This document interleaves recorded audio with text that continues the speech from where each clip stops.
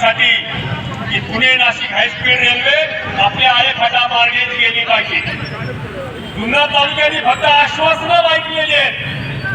पाठीमागे म्हणलं जुन्नर तालुक्यामध्ये आळेफाट्याला MIDC होईल आणि MIDCला कारण सांगितलं गेलं की म्हणले हे दुर्बीण आलेले त्याच्यामुळे MIDC होणार नाही. वाट पाहून पाहून थकलो आणि MIDC काही झाली नाही. आणि आळेफाट्याला दुसरं उत्पन्नाचं साधन काय, पर्याय काय, इथल्या तरुणांच्या हाताला काम काय. तरुण जिल्ह्यामध्ये लागला आणि त्यांचं असं स्वप्न होतं की आम्ही घरी जाऊन नोकरी करू. IT क्षेत्रामध्ये असणाऱ्या तरुणांना वाटायला लागलं सकाळी घरची भाकरी खाऊन डबा बांधून पुण्याला जाऊ. पण त्या सुद्धा धुळीस मिळवण्याचं काम या सरकारने केलं आहे. आपल्या सगळ्यांच्या वतीनं या सरकारचा आपण तीव्र निषेध करत आहोत. आणि काहीही झालं तरी ही रेल्वे झालीच पाहिजे.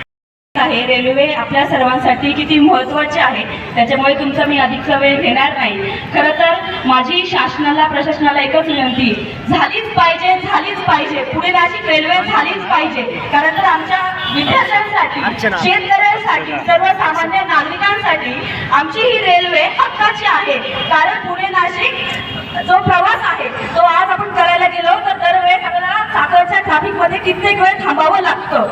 हा प्रकल्प हा झालाच पाहिजे. आपलं एवढंच सांगणं आहे शासनाला, आमच्या प्रकल्पाची दखल घ्या आणि आमचा लढा हा शांततेचा आणि लोकशाहीच्या हिताचा आहे. आम्ही आणि याच्यातून जर जागा झाली नाही तर पुढचं आंदोलन मात्र 100% त्या ठिकाणी आम्ही सर्व मंडळी हातात घेऊन कायद्याचा विचार न करता आमच्या भविष्यासाठी आम्ही ही लढाई बंडखोरीच्या निमित्ताने लढू आणि ती लढून जिंकू. आज क्रांती दिनाच्या निमित्ताने आज क्रांती दिन आहे. आता मी पाहतोय काही वेळा थोडा पाऊस येतोय, लोक सैरभर होत आहे. संपूर्ण पावसाची आंघोळ झाली तर अडचण काय, या रस्त्यावर या चिखलात लोळलो तो अडचण काय. कपडे वाचवायचे असेल तर क्रांती होणार नाही. पावसाच्या 4 थेंबाला घालून तुम्ही जर स्वतः निवारा शोधायला गेले तर क्रांती घडणार नाही.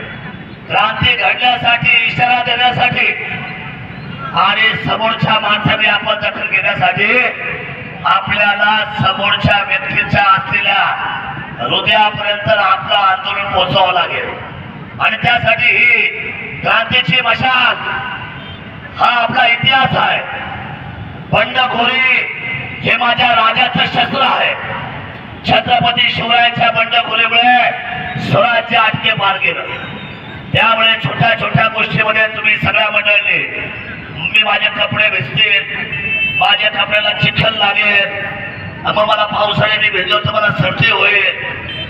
आपण कोण आहोत? आपण या भारताच्या स्वतंत्र व्यवस्थेचे, स्वराज्याचे मावळे आहोत. त्यामुळे या आंदोलनाची दिशा अतिशय महत्वाची आहे. आज आळेफाट्यापासून मला नारायणगावला जायचं आहे.